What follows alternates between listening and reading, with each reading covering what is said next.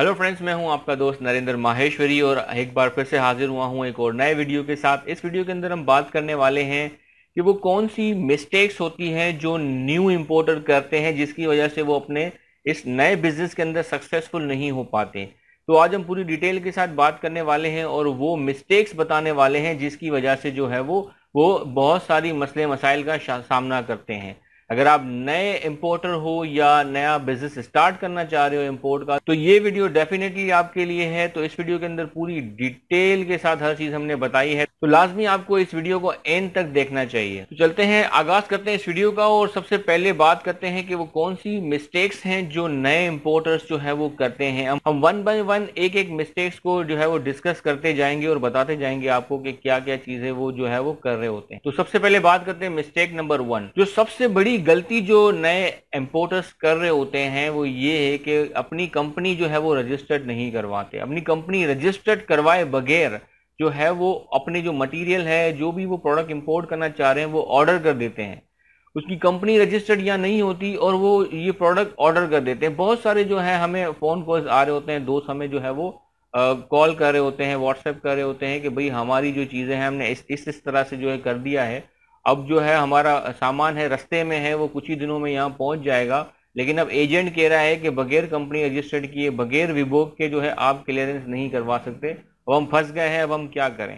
तो ये एक बहुत बड़ी गलती होती है जो नए इंपोर्टर्स कर रहे होते हैं। कि देखें, एक चीज़ यहाँ पे समझ लें कि इंपोर्ट एक्सपोर्ट के बिजनेस अगर आप करना चाह रहे हो तो आपके पास आपकी एक कंपनी यानी विभोग की रजिस्ट्रेशन होना बहुत ज़्यादा ज़रूरी है। इसके बगैर आप इंपोर्ट एक्सपोर्ट नहीं कर सकते, ये चीज हमेशा आप याद रखिएगा। अब हमें जो है एक जो है कॉल आती है, वो हमें कहता है कि भाई मैंने जो है पहले एक छोटी सी जो है वो शिपमेंट मंगाई थी, वो कोई बच्चों के खिलौने वगैरह थे, उसने जो है वो मंगवाए थे, छोटा सा एक ऑर्डर था, तो उसने मंगवाया था, वो बाय एयर के थ्रू जो है वो कुरियर के थ्रू क्लियर होके उसको मिल गया। तो वो सामान उसको कुरियर के थ्रू ड्यूटी वगैरह उसने पे किया, वो कुरियर के थ्रू उसके जो है वो तमाम सामान उसको मिल गया। तो अब उसकी जो है वो हिम्मत बढ़ी और मजीद उसने जो है बहुत बड़ी मिकदार में बाय सी के थ्रू उसने जो है वो सामान यहाँ मंगा लिया। अब जब बाय सी के थ्रू यहाँ पे मंगा लिया तो अब वहाँ पे वो फंस गया, क्योंकि बाय सी के थ्रू जब वो सामान यहाँ पे आया तो अब बगैर कंपनी के वो क्लियर नहीं करवा सकता। जो बाय एयर के थ्रू आया था वो तो जीपीओ के थ्रू जो है वो पाकिस्तान पोस्ट के थ्रू क्लियर होके उनके घर तक पहुंच जाता है, लेकिन बाय सी में ऐसा नहीं होता। तो उस वक्त वो फंस गया कि भाई अब बताएं कि अब हम क्या करें। अब एजेंट वगैरह जो है वो कह रहे हैं कि बगैर कंपनी के जो है आप क्लियरेंस नहीं करवा सकते। तो मैंने कहा वो सही कह रहे हैं कि बगैर कंपनी के आप क्लियरेंस नहीं करवा सकते। फिर अपने डॉक्यूमेंट वगैरह डिवाइस कराएं, किसी और के नाम पे उसने डॉक्यूमेंट करवाए, फिर जाके उसका कार्गो वगैरह यहाँ से क्लियर हुआ। तो इस तरह की गलतियां बिल्कुल भी आपको नहीं करनी। आपने कंपनी अपनी रजिस्टर्ड करनी है और इसके बगैर आपने काम नहीं करना। अब कुछ दोस्त हैं वो ये कहते हैं कि भाई अब हम किसी और की कंपनी यूज करके भी जो है चीजें कर सकते हैं। आप बिल्कुल ऐसा कर सकते हो, लेकिन इस तरह की सिचुएशन में ऑनरशिप तो होती ही नहीं है आपके प्रोडक्ट की, क्योंकि जिसके नाम पे आया है कानूनी तौर पे वो सामान उसका है। अगर कल कोई वो मुकर जाता है या कोई और इश्यू होता है तो आप उसका कुछ भी नहीं बिगाड़ सकते हो, ये एक चीज समझ लीजिएगा। तो बेहतर तरीका ये होता है कि आपने जो है अपनी कंपनी रजिस्टर्ड कर देनी है। और कंपनी रजिस्टर्ड करने में कौन से यहाँ पे लाखों रुपए लग रहे होते, इतने पैसे नहीं लग रहे होते कि जितना हम सोच रहे होते हैं। बहुत ही सिंपल है कंपनी रजिस्टर्ड करवाना। हम इसके ऊपर ही पूरी डिटेल वीडियो बना चुके हैं। मैं उस वीडियो का लिंक भी इस वीडियो के अंदर डिस्क्रिप्शन में जो है बता दूंगा कि कंपनी कैसे रजिस्टर्ड होती है, उसके ऊपर कितना कितना खर्चा आता है। अब ये थी एक मिस्टेक के बगैर कंपनी रजिस्टर्ड किए वो है अपने प्रोडक्ट जो है वो जो है यहाँ मंगवाना शुरू कर देते हैं, ये एक गलती थी। दूसरी गलती की तरफ चलते हैं। और दूसरी जो सबसे बड़ी जो गलती यहाँ पे हमारे नए इंपोर्टर्स कर रहे होते हैं वो ये करते हैं कि एडवांस पेमेंट जो है वो सप्लायर को भेज देते हैं। देखिए, कमर्शियल इंपोर्टर्स जो है वो एडवांस पेमेंट नहीं सेंड कर सकते सप्लायर को, ये बात याद रखिएगा। तो स्टेट बैंक जो है वो अलाउ ही नहीं करती। लेकिन जो नए नए जो इंपोर्टर्स होते हैं उनको सबसे बड़ा मसला ये होता है, जब वो सप्लायर से बात करते हैं तो सप्लायर उन्हें एडवांस पेमेंट टीटी का कह रहा होता है कि भाई हमें आप टीटी लगवाओ, और स्टेट बैंक ऑफ पाकिस्तान ये अलाउ ही नहीं करती कमर्शियल इंपोर्टर्स को कि वो एडवांस पेमेंट सप्लायर को सेंड करे। तो फिर वो करते क्या है कि वो गैर कानूनी तरीके से जो है वो पैसे यहाँ से भिजवाते हैं, या तो पेपैल। अब कुछ केसेस ऐसे भी हैं, कुछ लोग कॉल करके बोलते हैं भाई हमने पेपैल के थ्रू पेमेंट कर दी है सप्लायर को, या हमारे किसी रिश्तेदार ने दुबई से या किसी और मुल्क से सप्लायर को वहां से पैसे भेज दिए हैं। तो इस तरीके से जो है वो वहां से पैसे भिजवा देते हैं। दोस्तों याद रखें, ये तमाम चीजें गैर कानूनी है, और आपको जो चीज पाकिस्तान में लेके आनी है, जो इंपोर्ट आप करोगे, तो बैंक में आपको जो है फॉर्म आई इशू करवाना होता है। अगर आप इस तरीके से पेमेंट भिजवा दोगे तो फॉर्म आई आप बैंक से कैसे रिलीज करवाओगे। याद रखिएगा, अगर कोई चीज सामान पाकिस्तान यहाँ पर आ रहा होता है तो पेमेंट भी यहाँ से ही आपके कंपनी के अकाउंट से ही बाहर जानी चाहिए, तभी जाके फॉर्म आई जो है वो रिलीज होता है। अब हमारे दोस्त जो हैं वो कुछ इस तरह से गलतियां कर रहे होते हैं कि वो पेपेल के थ्रू भिजवा देते हैं या किसी और रिश्तेदार के थ्रू भिजवा देते हैं, तो ऐसा नहीं चलता। पेपेल वगैरह ये तमाम चीजें जो है यहाँ पर बैंड है, नहीं यूज कर सकते, यहाँ पे अलाउ ही नहीं है चीजें। तो इस तरह की गलतियां कर रहे होते हैं और फिर बाद में बड़े पछता रहे होते हैं। तो इस तरह की गलती भी आपने नहीं करनी। एडवांस पेमेंट जो है आप सेंड नहीं कर सकते। सप्लायर को कन्विंस करना होगा आपको कि भाई एडवांस पेमेंट हमें अलाउ ही नहीं है, हम नहीं सेंड कर सकते, आप हमसे एलसी पे काम कर लो। अब हम बात करते हैं तीसरी मिस्टेक्स की, कि total importing cost of a product. तो प्रोडक्ट की जो है वो टोटल कॉस्ट जो है वो कितनी पड़ेगी। अब ये एक बहुत ही मुश्किल जो है वो सवाल है कि एक प्रोडक्ट मुझे इंपोर्ट होके कितने का पड़ेगा। एग्जैक्ट अमाउंट बताना बहुत मुश्किल होता है। एग्जैक्ट अमाउंट आपको तब तक नहीं पता लगती जब तक आप वो प्रोडक्ट खुद इंपोर्ट न करो, तब तक आप एग्जैक्ट अमाउंट नहीं पता लगा सकते। आपको जो है एक एवरेज अंदाजा ही चीजें पता लगानी होगी। प्रोडक्ट की कॉस्ट तो आप सप्लायर से पूछ लोगे, ड्यूटी टैक्सेस जो हैं वो आप कस्टम क्लियरिंग एजेंट से पूछ लोगे कि भाई आप ड्यूटी टैक्सेस कितना लोगे, अपनी इसकी फीस कितनी होगी, एजेंसी चार्जेस जो कहते हैं कस्टम क्लियरिंग एजेंट, उनकी अपनी फीस कितनी होगी, ड्यूटी टैक्सेस कितने होंगे, ट्रांसपोर्टेशन का आप पता लगा लोगे, ट्रांसपोर्टेशन आपको कितना पड़ेगा। ये तमाम चीजें जो है पता लगाने, एक एक जो खर्चे होने वाले हैं वो तमाम आप नोट करते जाएं और वो इसके अंदर जो है वो ऐड करें प्रोडक्ट के टोटल के अंदर। ये चीजें, छोटी छोटी चीजें भी मिस ना करें, ये छोटी छोटी चीजें भी बाद में जाके प्रॉब्लम क्रिएट कर देती हैं। नए इंपोर्टर्स जो हैं वो यही गलती कर रहे होते हैं, जो इंपोर्टिंग कॉस्ट होती है किसी प्रोडक्ट की वो उसके अंदर कोई ना कोई चीज मिस कर जाते हैं। अब हम यहाँ पे फर्ज कर लेते हैं कि एक प्रोडक्ट जो है हमें पड़ रहा है टोटल जो है 11 रुपए का है, तमाम चीजें जो है वो ड्यूटी वगैरह पे करने का फर्ज कर लेते हैं कि हमें पड़ता ही हमें 11 रुपए का है। अब जो नए इंपोर्टर ने जो है टोटल सब चीजें कैलकुलेट की, सब चीजें की, उसने कहा कि भाई मुझे जो है ये 9 रुपए का मिल रहा है। फर्ज कर लें उसने कहीं गलती कर ली कैलकुलेशन के अंदर और मुझे वो 9 रुपए का बिक रहा है, मैं मार्केट में आराम से 10 रुपए का बेच दूंगा, 1 रुपए का प्रॉफिट मुझे होगा। इंपोर्ट कर लेता है, जब इंपोर्ट करता है तब चीज जाती है तो फिर उसको पता लगता है कि भाई ये मुझे 9 रुपए की जगह ये तो मुझे पड़ा ही 11 रुपए का है।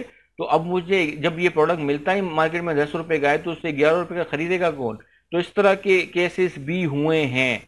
मैं ये तमाम चीजें आपको बता रहा हूँ, ये रियल एग्जांपल्स में आपको बता रहा हूँ कि इस तरह के प्रॉब्लम्स भी हुए हैं। तो लोगों ने गलतियां की हैं कैलकुलेशन के अंदर, तो कैलकुलेशन के वक्त जो है वो केयरफुली तमाम चीजें आपने कैलकुलेट करनी है एक एक चीज को।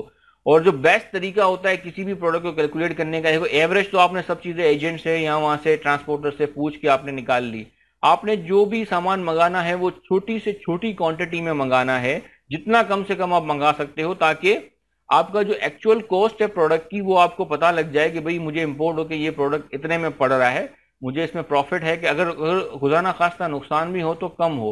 अगर नेक्स्ट शिप में जब आप आइडिया आपको हो जाए कि भाई ये प्रोडक्ट मुझे इतने का पड़ रहा है, तो उसके बाद फिर आप जितनी ज्यादा क्वांटिटी में मंगाओ उतना ज्यादा अच्छा होता है। स्टार्टिंग के अंदर जितना कम हो सकता है कम से कम आप मंगाएं, ताकि जो इंपोर्टिंग कॉस्ट है प्रोडक्ट की वो आपके सामने आ जाए। चलिए आगे बढ़ते हैं और नेक्स्ट इशू डिस्कस करते हैं। एक और मिस्टेक्स जो होती है नए इंपोर्टर्स की वो होती है पुअर प्रोडक्ट चॉइस। अब प्रोडक्ट चॉइस जो होती है वो सही नहीं होती।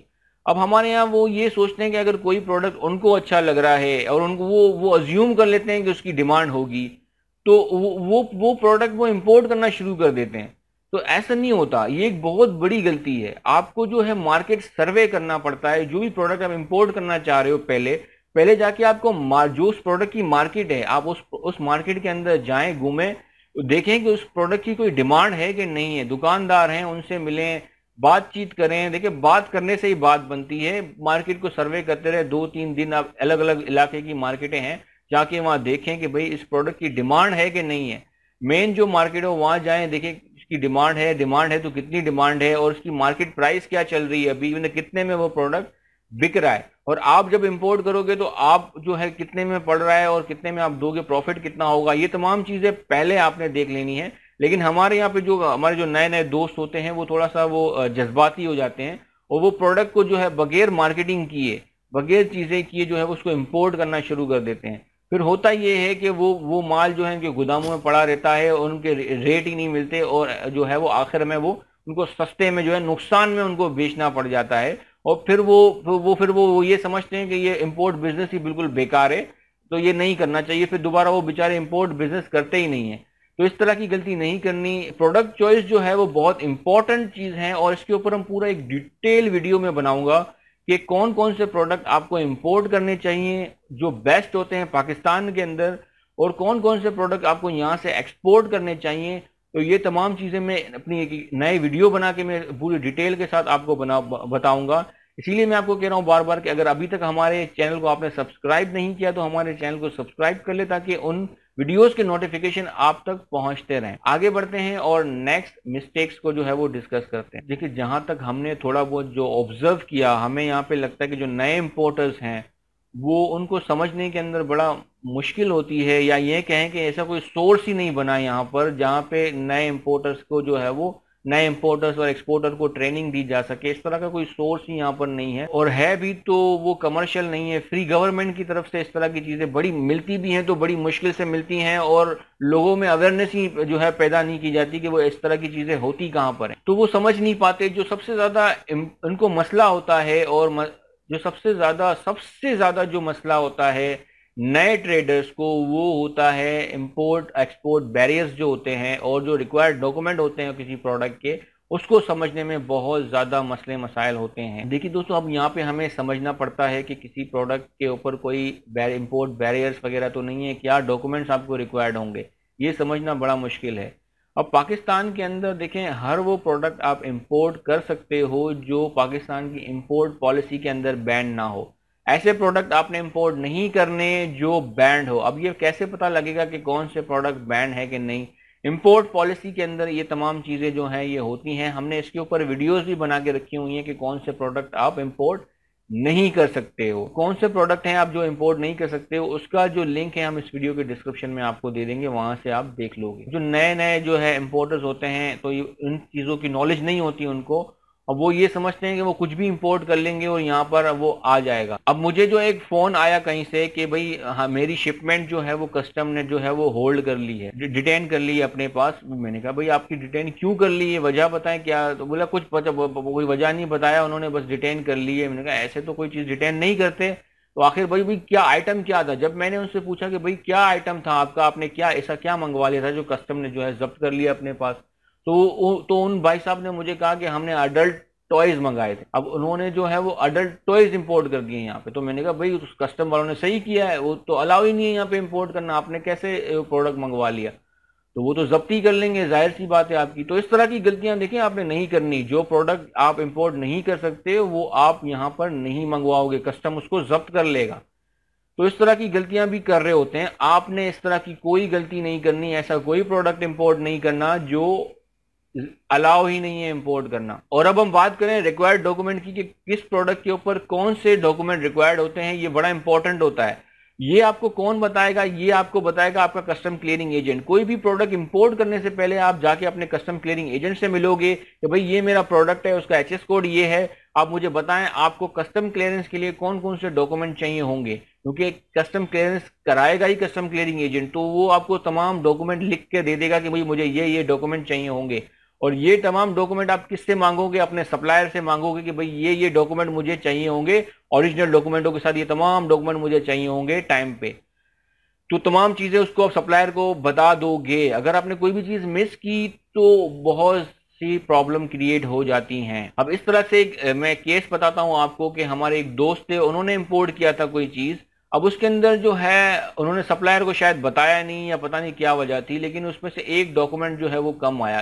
ओरिजिनल डॉक्यूमेंट आए, उसमें से एक डॉक्यूमेंट जो है वो कम आया उसके पास। अब वो एक डॉक्यूमेंट के चक्कर में उसकी जो शिपमेंट थी वो 3 हफ्ते तक वहां पर पड़ी रही पोर्ट के ऊपर, और उसको अच्छा खासा डैमरेज उसको लग गया इन तमाम चीजों का। तो डॉक्यूमेंट का, ओरिजिनल डॉक्यूमेंट और सही डॉक्यूमेंट का होना बहुत जरूरी है। आपने एजेंट से तमाम चीजें पूछनी है और वो तमाम डॉक्यूमेंट सप्लायर को बताना है कि मुझे ये डॉक्यूमेंट परफेक्टली चाहिए, कोई गलती उसके अंदर नहीं होनी चाहिए। डॉक्यूमेंट के डिले होंगे तो आपकी शिपमेंट पोर्ट पे पड़ी रहेगी और डेली बेसिस के ऊपर डैमेज और डिटेंशन लगता रहेगा। तो ये गलती भी आपने नहीं करनी है। इंपोर्ट बैरियर्स अच्छे से देखने कि कोई रिस्ट्रिक्शन तो नहीं है उस प्रोडक्ट के ऊपर, और डॉक्यूमेंट को जो है वो प्रॉपरली हर चीजें एजेंट से पूछ के कौन कौन से डॉक्यूमेंट चाहिए वो आपको सप्लायर को बताने हैं और परफेक्टली डॉक्यूमेंट मंगवाने हैं। कोई गलती नहीं करनी डॉक्यूमेंट्स के अंदर। अब हम आगे बढ़ते हैं और नेक्स्ट मिस्टेक की बात करते हैं। देखें दोस्तों, हाँ, पाकिस्तान के बहुत सारे ममालिक के साथ, बहुत सारे मुल्कों के साथ फ्री ट्रेड एग्रीमेंट होते हैं, एफटीए जिसको कहते हैं।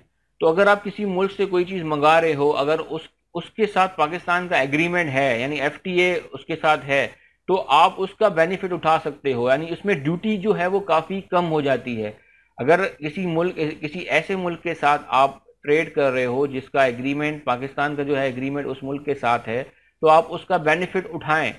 बहुत सारे केसेस मैंने देखे हैं कि एजेंट, न जाने क्यों एजेंट जो है वो ट्रेडर को नहीं बताते। अब एक केस मैं आपको बताता हूँ। मेरे पास जो है एक बंदा आया था, उसने तमाम डॉक्यूमेंट वगैरह अपने जो है लास्ट शिपमेंट जो उसने की थी, तो वो डॉक्यूमेंट वगैरह लेकर मेरे पास आया। कहने का भाई हमने लास्ट जो है शिपमेंट की थी उसमें ये ड्यूटी टैक्स, उसमें जीडी लगी हुई थी, तो जीडी वगैरह उसके अंदर लगी हुई थी। जब मैंने देखा कि भाई उसके अंदर एफटीए भी लगा हुआ, उसकी कॉपी भी लगी हुई थी, तो भाई ड्यूटी उसके अंदर पूरी थी। लेकिन जब एफटीए आपके पास था तो फिर एजेंट ने एफटीए अप्लाई क्यों नहीं किया? आपकी ड्यूटी कम हो जाती। उसने कहा भाई हमें तो कोई आइडिया, मतलब उस ट्रेडर को तो आइडिया नहीं होता। ये काम तो होता है, ये काम होता है कस्टम क्लियरिंग एजेंट का, उनको बताना कि भाई ये ड्यूटी है, आप अगर एफटीए ला सकते हो तो हम उसको अप्लाई कर देंगे और आपकी ड्यूटी कम हो जाएगी। तो आपकी नॉलेज में ये होना चाहिए कि फ्री ट्रेड एग्रीमेंट होते हैं पाकिस्तान के बहुत सारे मुल्कों के अंदर। जैसे हमने भी जो है वो बैटल लीफ पान के पत्ते जो होते हैं वो इंपोर्ट किया था श्रीलंका के साथ। तो श्रीलंका के साथ भी पाकिस्तान का ट्रेड एग्रीमेंट है, फ्री ट्रेड एग्रीमेंट है। तो जो ड्यूटी थी उस वक्त जो है वो ड्यूटी थी कोई 600 रुपए पर केजी थी पान के पत्तों के ऊपर, अगर हम एफटीए नहीं लगाते। अगर हम एफटीए लगा रहे थे तो उस वक्त जो ड्यूटी बन रही थी 400 रुपए, मतलब 200 रुपए फी केजी जो है हमें बचत हो रही थी अगर हम एफटीए यूज करते थे। तो इसी तरीके से अगर कोई किसी मुल्क के साथ अगर कोई फ्री ट्रेड एग्रीमेंट है, अगर आपका एजेंट तो अगर एजेंट अगर भूल जाता है तो आप उसको बताएं, अगर नहीं बता रहा तो आप उससे पूछ लें कि भाई आप देखें कोई फ्री ट्रेड एग्रीमेंट वगैरह तो नहीं है, कोई बेनिफिट वगैरह, जो जो बेनिफिट आप इसमें से हो सकता है वो हमें बता दें, ताकि हम वो डॉक्यूमेंट भी अपने सप्लायर से मंगवा लें। ओरिजिनल एफटीए सर्टिफिकेट चाहिए होती है अगर हम अप्लाई करते हैं, तो वो भी हम अपने सप्लायर से मंगा लें। तो ये चीज भी नहीं भूलनी। फ्री ट्रेड एग्रीमेंट है किसी मुल्क के साथ तो आपने जो है अपने एजेंट को याद दिलवाना है और वो बेनिफिट हासिल करना है। देखिए हमारा मकसद इस चीजों को बताने का क्या है कि जितनी बेनिफिट आपको मिल सके आप वो लो, क्योंकि जितने बेनिफिट आप लोगे आपके प्रोडक्ट की प्राइस उतनी कम पड़ेगी। जितनी प्रोडक्ट की प्राइस आपकी कम होगी आपको वो मार्केट में बेचने में आसानी होगी और आप ज्यादा से ज्यादा प्रॉफिट बना पाओगे। तो यही गलतियां जो नए इंपोर्टर्स हैं वो अब गलती उन लोगों की भी नहीं होती, किसी हद तक उनके पास नॉलेज इस तरह की नहीं होती और एजेंट भी बदकिस्मती से जो है उनको अच्छे नहीं मिल पाते, तो वो ये चीजें उनको गाइड नहीं करते और वो बहुत सारा लॉस बर्दाश्त करते हैं और फिर कहते हैं कि ये इंपोर्ट एक्सपोर्ट का बिजनेस ही बेकार है, नहीं करना चाहिए। तो ऐसी गलती आपने नहीं करनी। आपने अपने एजेंट को याद दिलाना है ये तमाम चीजें, अगर वो भूल जाता है तो। ये तमाम वो मिस्टेक्स हमने आपके साथ शेयर की जो नए ट्रेडर्स जो हैं वो अक्सर कर रहे होते हैं।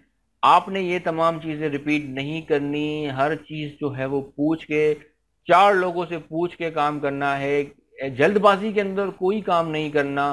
जल्दबाजी हमेशा जो है शख्स को डुबा देती है। जल्दबाजी नहीं करना, आराम से सब चीजों सोच समझ के करना है।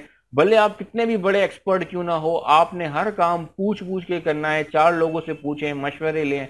अगर समझ में, जहां पर जो चीज समझ में ना आए वहां पर थोड़ी देर के लिए रुक जाए, जल्दबाजी से काम ना लें, फिर किसी से मशवरा लें कि भाई ये मैं फंस गया हूँ, ये चीज मुझे समझ में नहीं आ रही, मैं कैसे करूं। तो मैं इजाजत चाहूंगा। अपना बहुत बहुत ख्याल रखिएगा। अल्लाह हाफिज।